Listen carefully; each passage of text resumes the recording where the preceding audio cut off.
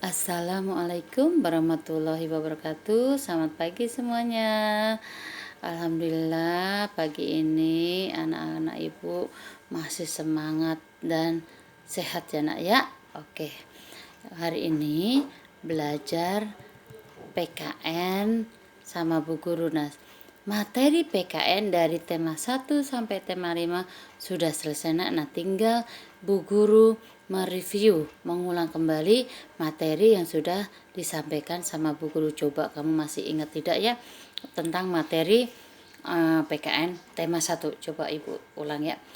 Memahami berbagai bentuk keragaman suku, bangsa, sosial, dan budaya di Indonesia yang terikat persatuan dan kesatuan. Nah, keberagaman dalam masyarakat Indonesia. Faktor penyebab keberagaman masyarakat Indonesia. Keberagaman masyarakat Indonesia disebabkan oleh beberapa hal. Di antaranya adalah sebagai berikut. 1. Keadaan geografis. Nah, keadaan geografis di Indonesia ya nak ya. Apa sih geografis itu? Geografis itu adalah keadaan kondisi geografis atau keadaan kondisi suatu keadaan alam yang terjadi di permukaan bumi. Itu namanya keadaan geografis ya. Faktor penyebab keberagaman bangsa Indonesia itu yang pertama, keadaan geografis. Yang kedua, pengaruh kebudayaan asing. Nah, pengaruh kebudayaan asing itu bisa berdampak positif dan bisa berdampak negatif. Kalau berdampak positif itu contohnya perubahan tata nilai dan sikap. Terus dengan kemajuan teknologi dan ilmu pengetahuan semakin pesat, itu dampak dari pengaruh kebudayaan asing. Yang ketiga, tingkat kehidupannya yang lebih bagus. Dampak positif pengaruh kebudayaan asing yang ada di Indonesia. Ibu ulang lagi. 1, perubahan tata nilai dan sikap. Yang kedua, berkembangnya ilmu pengetahuan dan teknologi. Yang ketiga, tingkat kehidupan yang lebih baik lagi. Itu dampak positif pengaruh kebudayaan asing. Yang kedua, ada dampak positif, pasti dampak negatif. Nah, dampak negatifnya itu nak, pola hidup yang konsumtif, bergaya hidup kebarat-baratan. Itu salah satunya ya nak ya. Nah, terus keadaan yang ketiga, kondisi iklim dan kondisi alam yang berbeda ya.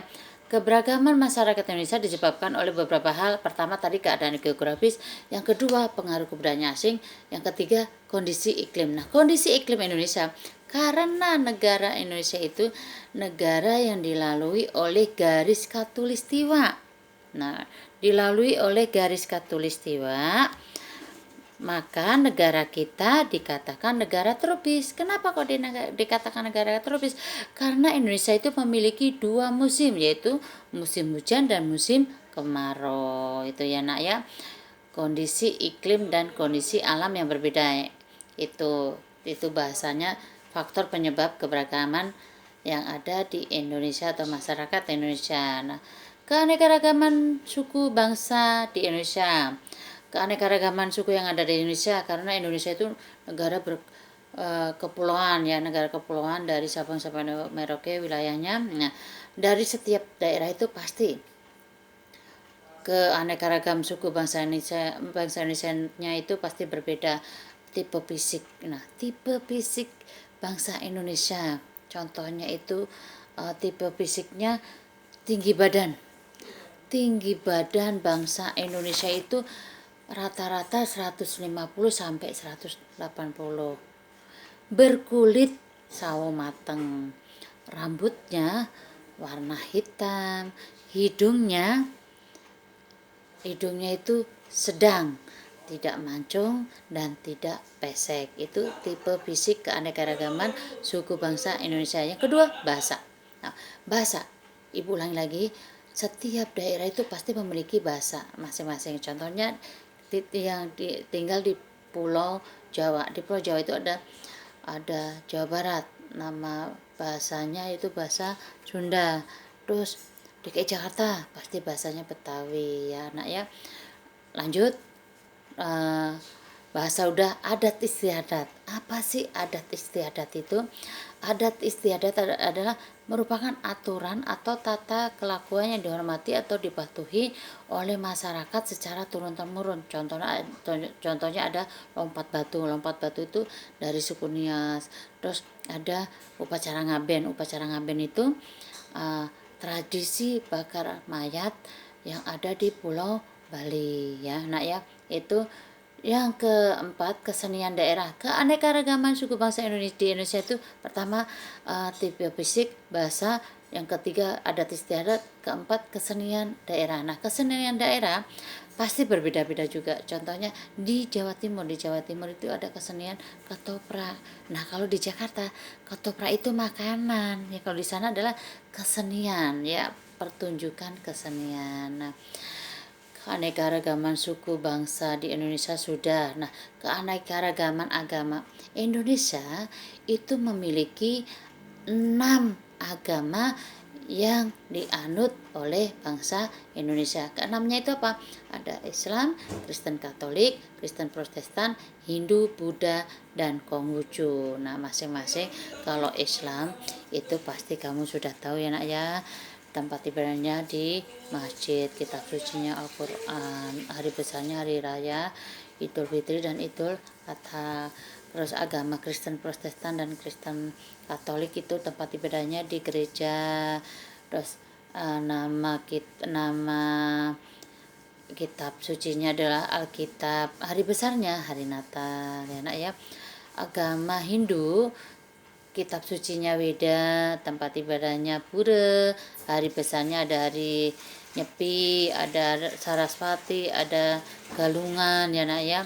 Terus agama Buddha itu kitab sucinya adalah Tripitaka, tempat ibadahnya Wihara, hari besarnya itu hari besar Waisak atau hari Kasada atau hari Katina ya. Terus keenam Konghucu. Nah, Konghucu itu kitab sucinya Sisuwuching. Hari besar keagamannya itu adalah hari tahun baru Imlek atau Cap Gomeh ya nak ya. Itu pelajaran PKN yang ada di tema 1. Oke nak.